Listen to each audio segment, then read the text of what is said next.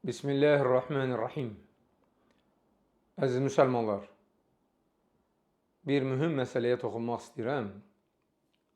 Dünən mən cümə namazını Əbu Bakır məscidində qıldım. Xütbədən əvvəl imam elan etdi ki, küçədə heç kəs namaz qılmasın. Məscidin heyətində qılsınlar. Sonra qeyd etdi ki, bunu dövlət belə istəyir. Dövlət belə buyurub.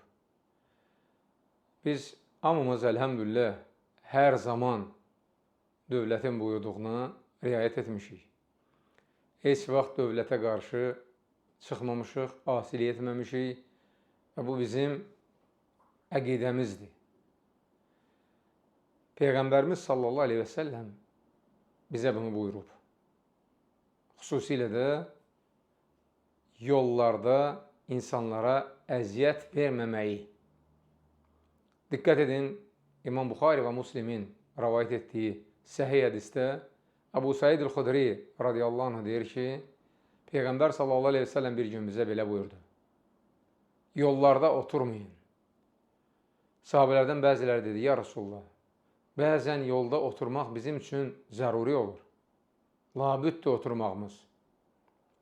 Rasulullah sallallahu aleyhi ve sellem buyurdu ki, elə isə yolun haqqını ödeyin.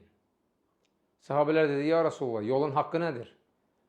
Peyğəmbər sallallahu aleyhi ve sellem dedi, heç kəsə əziyyət verməmək. Əvvəla, yolda oturmaq qadağandır. Rasulullah sallallahu aleyhi ve sellem bunu qadağan edir. Lakin əgər oturmuşsansa, cəmaata gərək əziyyət verməyəsən.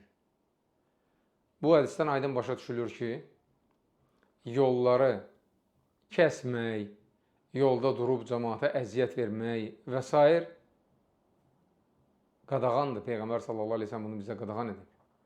Və biz də buna riayət etməliyik. Əziz müsəlmanlar, buna riayət edin ki, Allah subhanahu teala bizim etdiyimiz əməllərə, xüsusilə cümə namazımıza bərəkət versin, daimi olsun. Allahdan istəyimiz budur ki, Allah subhanahu teala bizə xeyirli sözləri eşidib, ona itaət etməyi nəsib etsin.